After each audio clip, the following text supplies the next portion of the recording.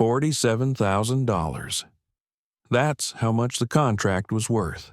The one Harold Meyers Sr. tore into pieces with his bare hands on the night of September 14th, 1985. His son had signed it that afternoon. Brand new Case IH 1594. Red paint still wet on the dealer's lot. The future of their family farm sitting in 12 torn fragments on the kitchen table. But here's what makes this story unforgettable. The father wasn't angry about the money, but he was terrified. And what he was afraid of, that's something his son wouldn't understand for another 30 years. Harold Jr., everyone called him Hank, was 26 years old in 1985. Third generation on 640 acres of Nebraska corn and soybean ground. And he was tired. Tired of watching their old Farmall 1066 break down every other week. Tired of losing harvest days to repairs. Tired of his father treating every equipment decision like a death sentence. But, most of all, Hank was tired of being treated like a child on a farm he'd been working since he was 8 years old. His wife Linda was pregnant with their first, due in December, and Hank had done the math, run the numbers 100 times on the back of feed receipts. The new Case IH would pay for itself in 3 years, maybe 2 if yields held. The 1066 was bleeding them dry in downtime and repair costs. So, when the Case IH dealer in town called to say they had a 1594 available end of model year, $4,000 off sticker, Hank made a decision. He didn't ask his father. He didn't need to. The farm was supposed to be a partnership now. That's what his father had promised when Hank came back from the service in '82. Partnership. But, as Hank would learn that night, his father had a very different definition of that word. The dealership smelled like new rubber and possibility. The September sunlight cut through the showroom windows as Hank walked around that 1594 for the third time that week. 94 horsepower, turbo diesel, four-wheel drive that could pull through anything Nebraska mud threw at it, and a payment plan that looked, on paper, completely manageable. $47,000 total, $9,400 down, $784 a month for 5 years at 11.5% APR. Now, you need to understand what 1985 looked like for farmers. Interest rates had just started dropping from their apocalyptic highs. Land values were still falling. The farm crisis was gutting families from Minnesota to Texas. Hank knew all this. He'd watched 3 neighbors lose everything in the last 2 years alone. But the numbers worked. He'd run them with their accountant. The efficiency gains alone would cover most of the payment. And the 1066 was one major breakdown away from becoming a $6,000 repair, or a total loss. The dealer slid the contract across his desk. Hank picked up the pen. "You sure you don't want to call your dad first?" Hank signed his name without answering. What Hank didn't know, what he couldn't have known, was that his father had seen this exact moment before, 23 years earlier, and it had cost him everything.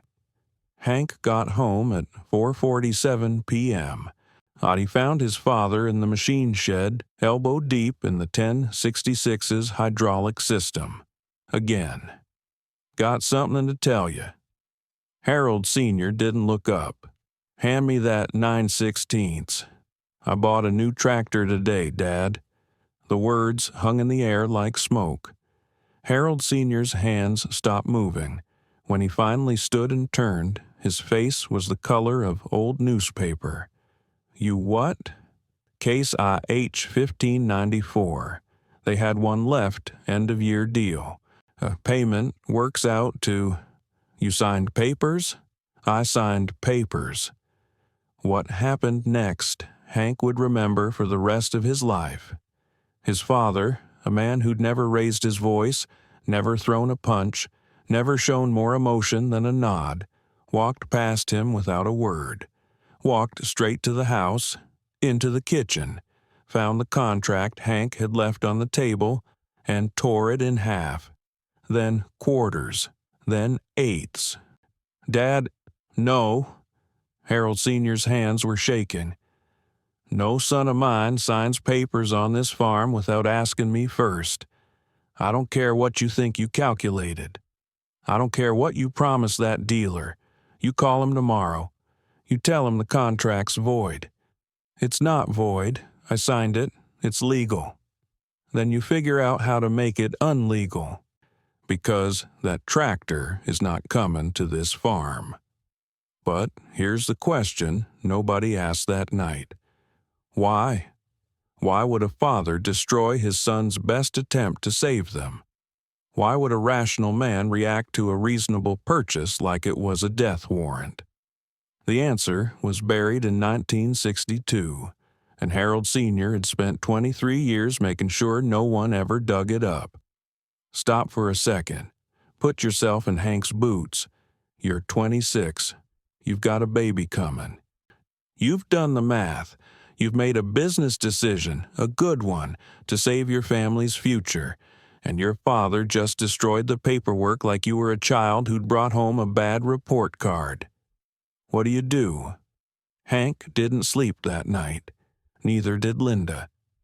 They lay in bed, listening to Harold Sr. pacing downstairs, back and forth, until nearly 3 a.m. "Something's wrong with him," Linda whispered. That wasn't anger. That was fear.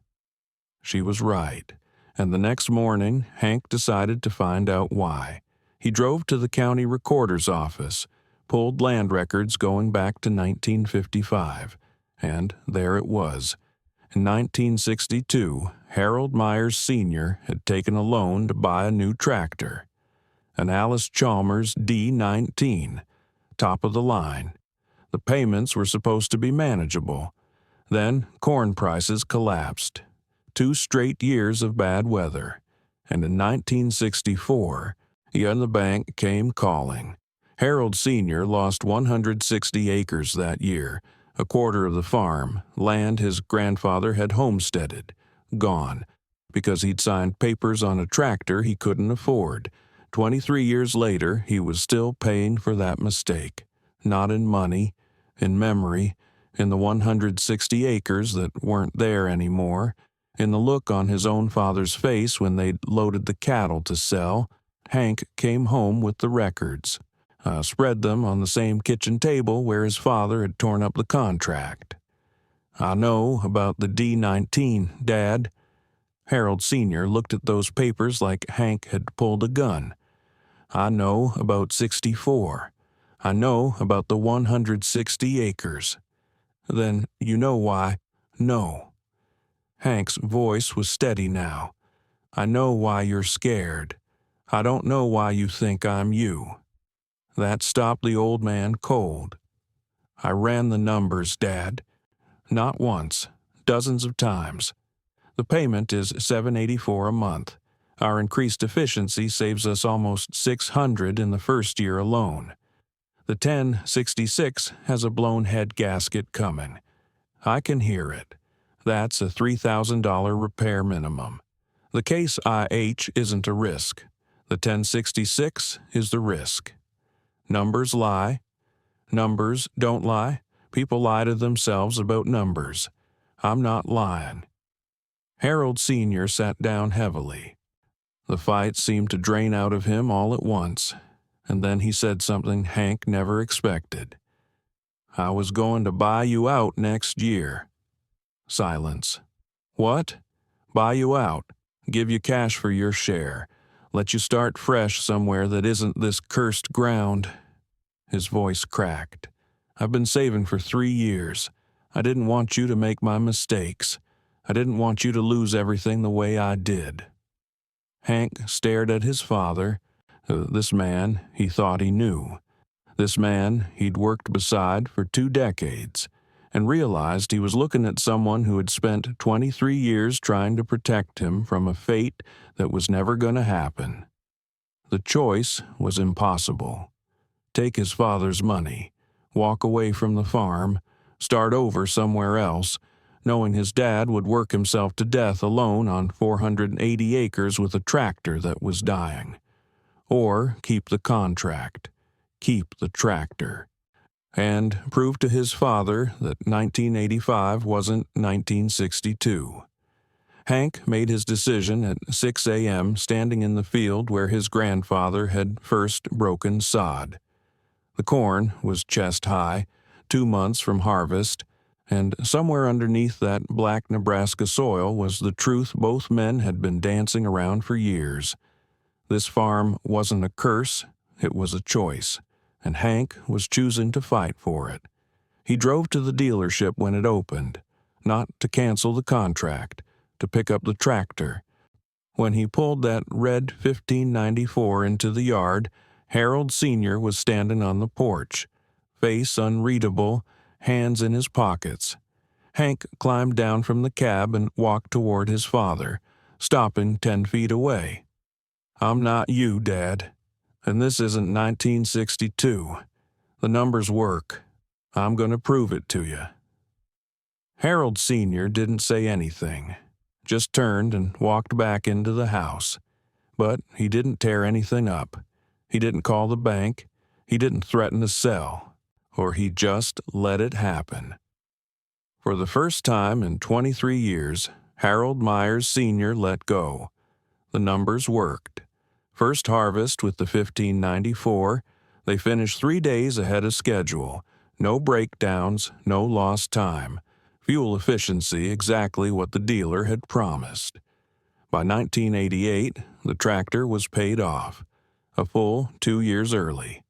The money they saved on repairs alone covered 8 months of payments, and in 1991, they bought those 160 acres back. Harold Sr. was there when they signed those papers, 71 years old, hands that couldn't hold a wrench anymore. But he signed right next to Hank, witnessed by Linda and their daughter, 6 years old now, already learning to drive the 1594 across the flat ground behind the barn. The old man died in 1994, peacefully, in the house his father had built, on land his family owned again, all 640 acres. And that Case I H-1594?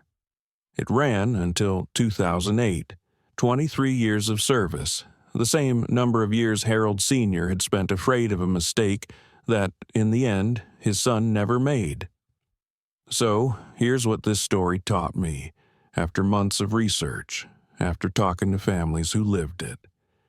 Sometimes the greatest risk isn't the debt, it's the fear of debt. Sometimes protecting your children means letting them prove you wrong. And sometimes a torn-up contract isn't the end of the story. It's just the beginning.